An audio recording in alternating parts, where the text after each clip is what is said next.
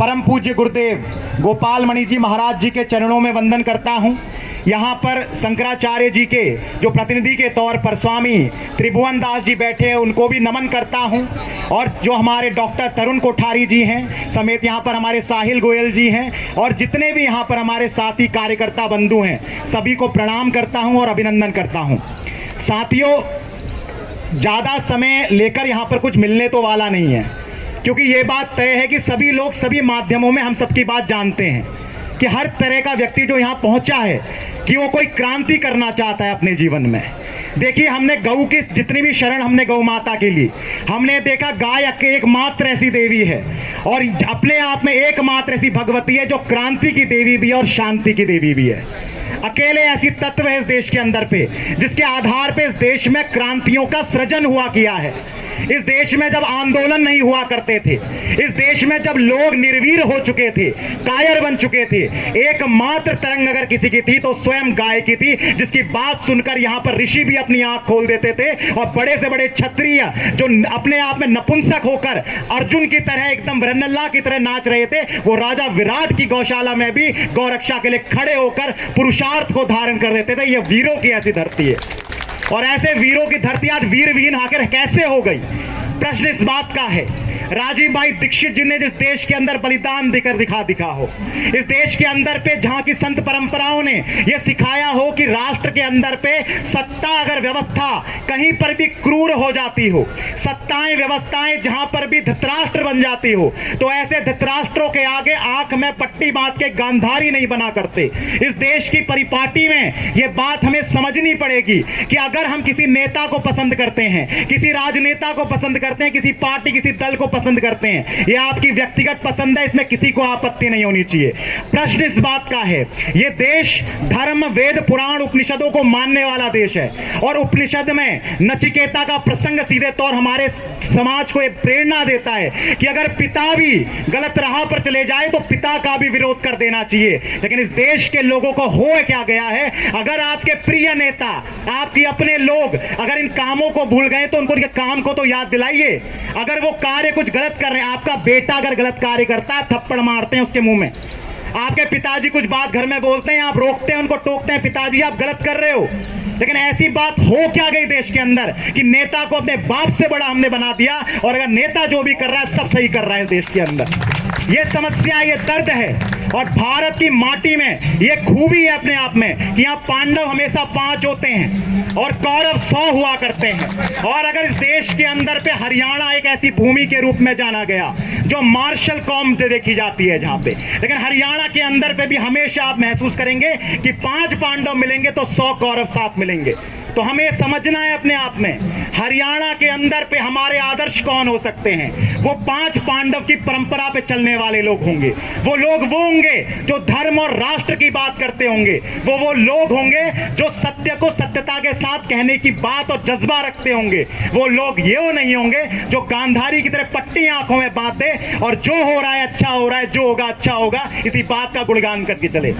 मेरा आप सबसे यही निवेदन है साथियों। और आने वाली गोपाष्टमी को देखिए, इस देश के अंदर पे बहुत बड़े आंदोलन की रचना होने जा रही है। 1966 के बाद करपात्री जी महाराज ने जिस सत्ता व्यवस्था के सामने संघर्ष किया था, ये सत्ताएं व्यवस्थाएं हमेशा बदलती हैं लेकिन इनका चाल चलन चरित्र लगभग एक सा ही रहता है। तो महत्वपूर्ण यह है कि जो शंकराचार्य परंपरा ने उस समय जो हमारे देश को सबसे शीर्ष में पहुंचाने वाली संस्था है, जिसके आधार पे हर सनातनी अपने कर्तव्यों को करता है, उन शंकराचार्यों के आधार पर फिर से करपात्री जी की याद में एक महान आंदोलन इस देश में गोमाता का होगा, जिसके लिए आर्य समाज के महर्षि दयानंद सरस्वती ने, फिर तो दोहरा रहा हूं, 1890 के दशक में अंग्रेजों की ईंट से ईंट बजा दी थी।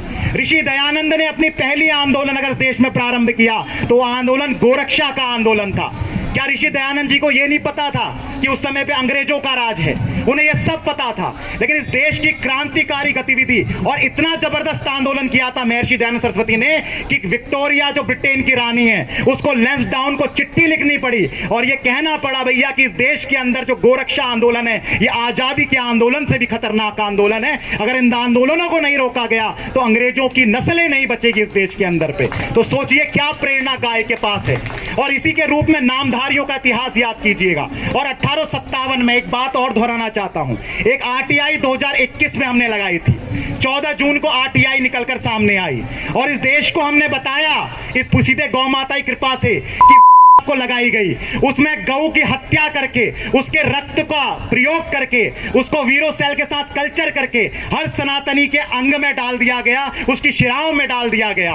आपका स्वास्थ्य ही नष्ट नहीं हुआ, आपका धर्म भी भ्रष्ट इस देश की सरकारों ने कर दिया। आपको पता है 1857 में क्या हुआ था? मंगल पांडे का एक ही दर्द था अपने आप में। क्या मंगल पांडे को यह नहीं पता था कि वो अंग्रेजों का नौकर है? क्या मंगल पांडे ये नहीं जानता था कि उसको सबसे अच्छी नौकरी कभी मिल नहीं सकती अपने आप में? सुभाष चंद्र बोस ने ICS की परीक्षा को तुरंत करते ही लात मारा क्योंकि वो जानते थे अंग्रेजों के कुचक्र क्या हैं। क्या मंगल पांडे जी को यह बात पता नहीं थी? लेकिन फिर भी वही नौकरी कर रहे थे।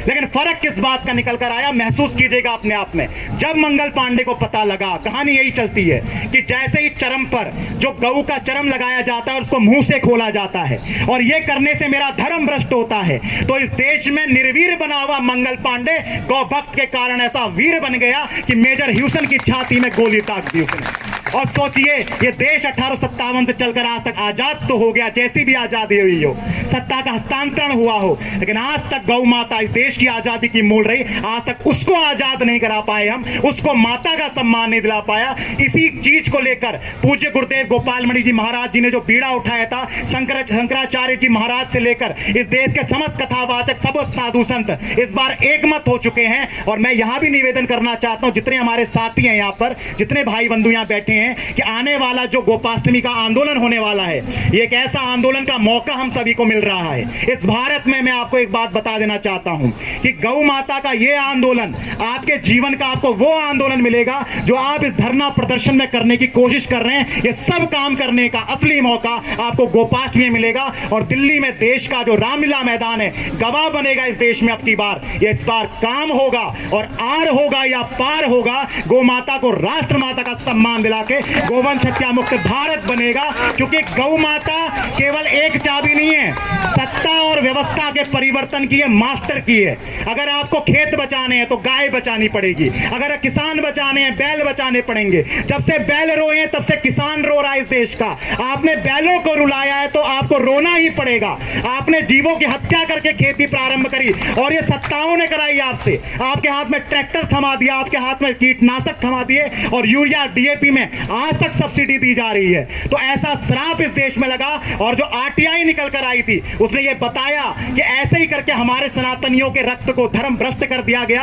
आज लोग मर रहे हैं गौ के श्राप से, आज मर रहे हैं। उसके अंदर के जितने रसायन उसमें वैक्सीन में है, तड़प तड़प के मर रहे हैं, सड़क पर चलते चलते मर रहे हैं। लोगों ने बूस्टर देने से मना किया। क्रांतिकारी साथियों की ताकत है अपने आप में। इस देश में जो काम इन युवाओं ने करके दिखाया है, युगों तक एक कार्य करने की क्षमता बहुत चुनिंदा लोग रखा करते हैं। इन लोगों को इनके वर्तमान कालों में समझा नहीं जाता, लेकिन आने वाले समय पर, आने वाले 10 साल बाद आज की सत्ता कहीं होगी और ये लोग कहीं होंगे। ये इतिहास बनेगा इस देश के अंदर। और जंतर मंतर की इस भूमि से हम ये निवेदन करते हैं सभी से, सच्चे मन से जितने मुद्दे हमारे होते हैं, देखिए कई मुद्दों में आप सहमत हो या ना हो, लेकिन दिल से मान लीजिएगा ये सारे मुद्दे आपके राष्ट्र के उत्थान और कल्याण के लिए हैं। एक भी मुद्दा ऐसा नहीं है जो इस राष्ट्र के उत्थान के लिए ना हो। भले ही हमारी समझ कितनी है वो बात अलग है। और सीधे तौर पे आप सबको निवेदन, गोपाष्टमी के लिए बहुत बहुत प्रणाम। अपनी वाणी को विराम। बोलिए गौ माता की जय। माँ जो है एक ऐसा महामंत्र है जिसको गाय बोलती है। ये एक ऐसा मंत्र है जो कोई गुरु आपको नहीं सिखाता।